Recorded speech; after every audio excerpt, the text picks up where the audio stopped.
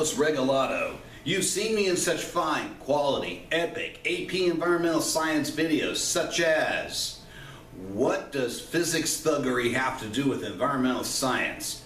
And there are risks in environmental science? You bet there are. Okay, so here we are at 17-4, and you have, don't watch this video until you've watched the first video. Okay, there's a link. You guys know it. You love it. Let's go with it. So here we're looking at the objectives about how is it that we are testing things. How are we testing possible toxic chemicals for how damaging they are? We do use a combination of live animals, non-animal tests, case reports of poisonings, epidemiological studies, okay? But the methods, all those methods do have limitations. Many health scientists call for much greater emphasis on pollution prevention to reduce our exposure to potentially harmful chemicals. You think? All right. So how do we evaluate chemical hazards? Well, we have to look at factors that determine the harmful effects of a chemical. Okay? Toxicology is the study of harmful effects of chemicals on humans and other organisms, also known as, that's what AKA means, the study of poisons.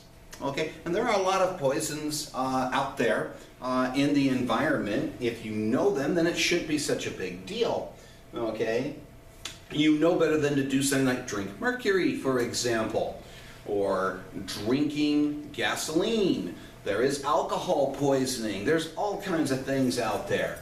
Now, toxicity is the measure of how harmful a substance is by its ability to cause injury, illness, or death to a living organism. So we're toxicology, we're studying it. Toxicity is how much of a measure that it's going to cause bad things happening to living organisms. So when we look at factors that determine the harmful effects of a chemical, the basic idea of toxicity, okay, any chemical, whether it is natural or artificial, synthetic, can be harmful if ingested in a large enough amount. Now, if you stop and think about it for a moment, we can think about dihydrogen monoxide. With dihydrogen monoxide, McDonald's uses it in their soft drinks and their floor cleaner. Ba-da-ba-ba, not loving it. And yet, they use it in daycare centers. Think of the children. It's been used at KKK rallies and the NAACP rallies. It is used in every home. Yet, too much ingestion of dihydrogen monoxide can lead to death. That is true. Now, the basic idea of toxicity part 2, what level of chemical ingested? Ingested means taken in. It could be eaten, it could be it could be absorbed through the skin, it could be inhaled, that causes harm. What level of it? If it's just a little bit of it and it causes a lot of harm, or do you have to take a lot of it in order to do harm? For example, apple seeds have a little bit of cyanide in them. Now, cyanide's a known poison to people, but you're going to have to eat lots and lots of apple seeds in order to die from the effects of cyanide poisoning.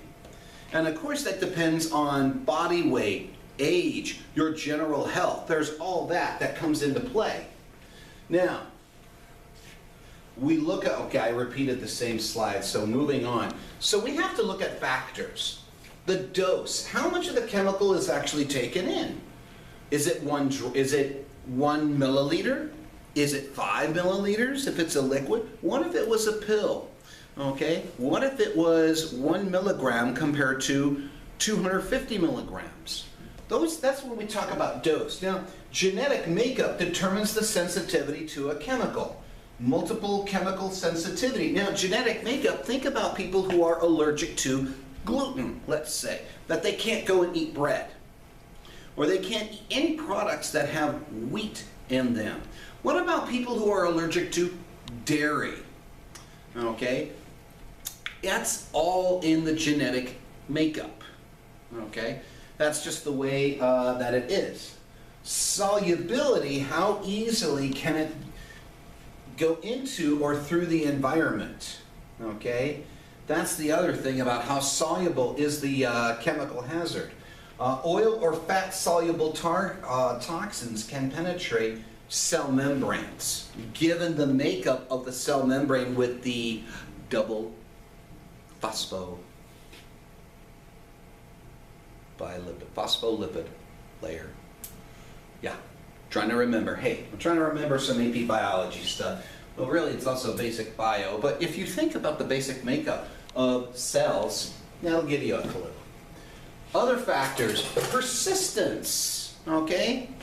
The substance resistance to breaking down. There's just some substances out there that they can break down very easily. It doesn't take long to break it down, but then there's the persistence where it can take forever. It can take months. It can take years in order to break down naturally in the environment. Now, there is also biological magnification. This is a tough one, and this is one that the only way we can see this happening is over time in an area. Okay?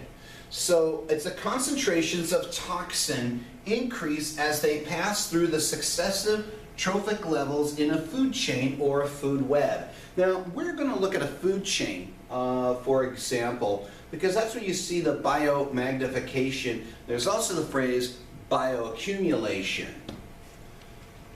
So when we look at biomagnification, let's say we can look at DDT. Now, DDT is a pesticide. It was developed a long time ago, and they would spray it basically to deal with mosquitoes, to prevent mosquitoes from reproducing. Mosquitoes would die and whatnot. So DDT was also sprayed into the water. Now, the thing is, in the water, it's 0.00003 parts per million. Okay, so what they're saying is, for every 1 million cups of pure water, less than one of those is going to have the DDT in it. So that's a very low concentration. It really shouldn't make a difference. Now, you have the zooplankton who go and they're in the water flows through them and whatnot, so they're taking in the DDT. Now look what's happened, the concentration jumped to 0.0 parts per million. So if you're looking at it, you got 0.04 parts per million. That's getting to be a bit more, okay? Now small fish will go and feed on the zooplankton. Small fish need a certain number of zooplankton in order to survive and be able to reproduce.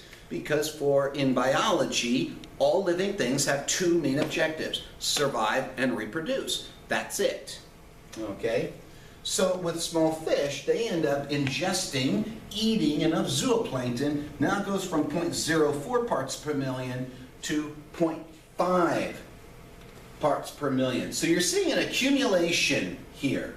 Then from small fish to large fish, 2 parts per million. So 1 million cups of water.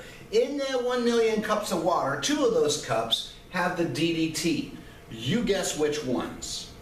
And then the osprey comes in and eats the large fish. And now the fish has already got a bunch of the DDT in it. Now the osprey has it, 25 parts per million. Now the osprey, that bird of prey, has a lot more of the toxin in it.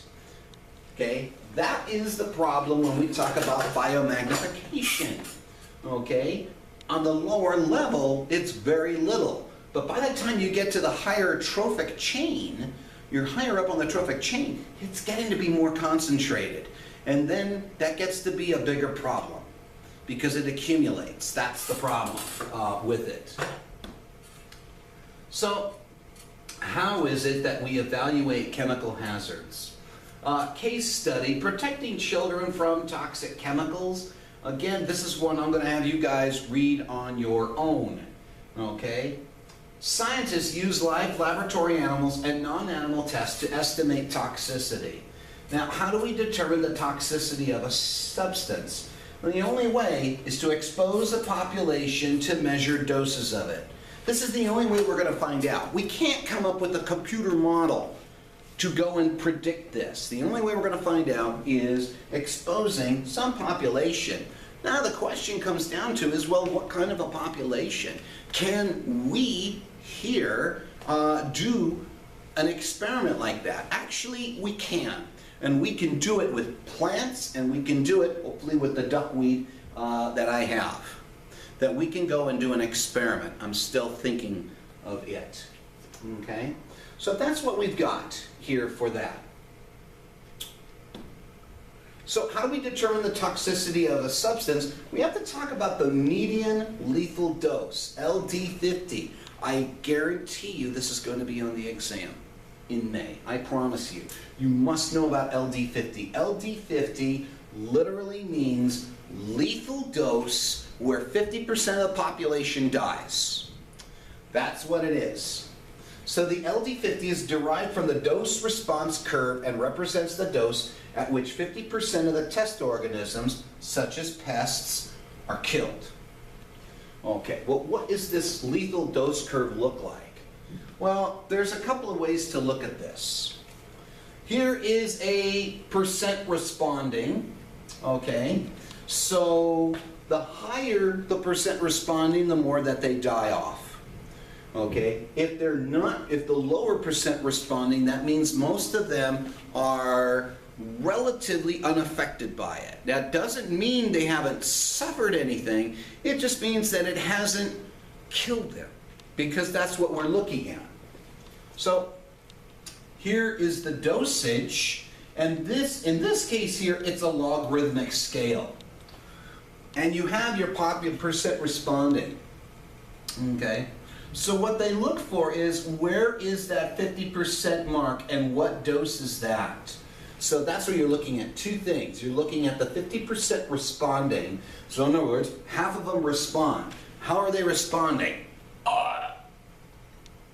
That's how they're responding, by dying. Okay? So you got half of that, and then you end up having an LD50. What's the dose that half of them are responding to it? Okay? So when you look, here's another way to look at it. Here's a linear curve, okay, and you can see again, and then there's something called a threshold. Let's get into that.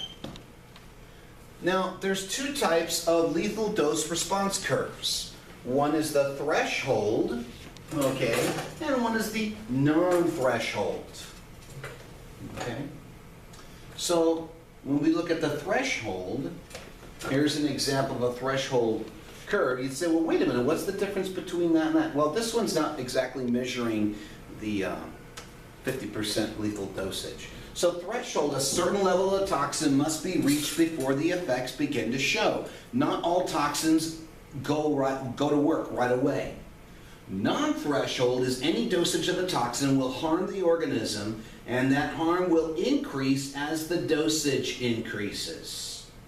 So threshold is how much poison can you take before you really start suffering, okay, before the effects begin to be noticed.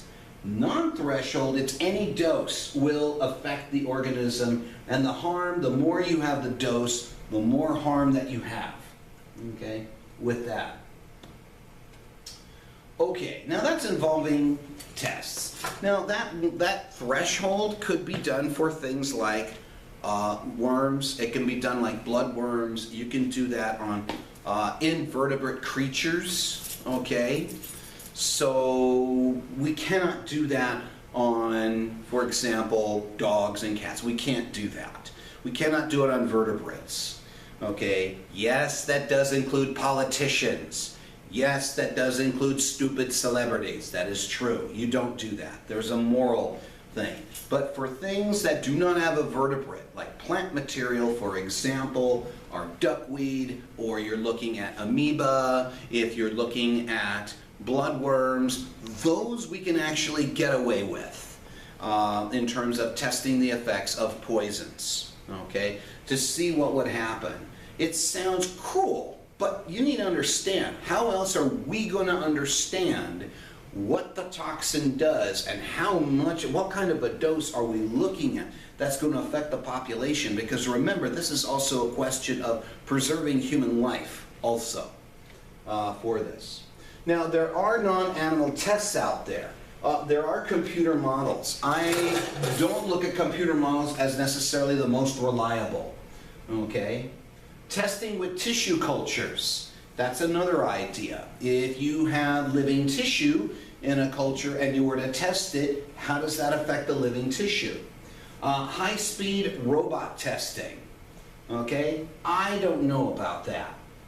But here's another issue. I mean, all these tests that we're talking about deal with one kind of poison. But what happens if you have combinations of different toxins?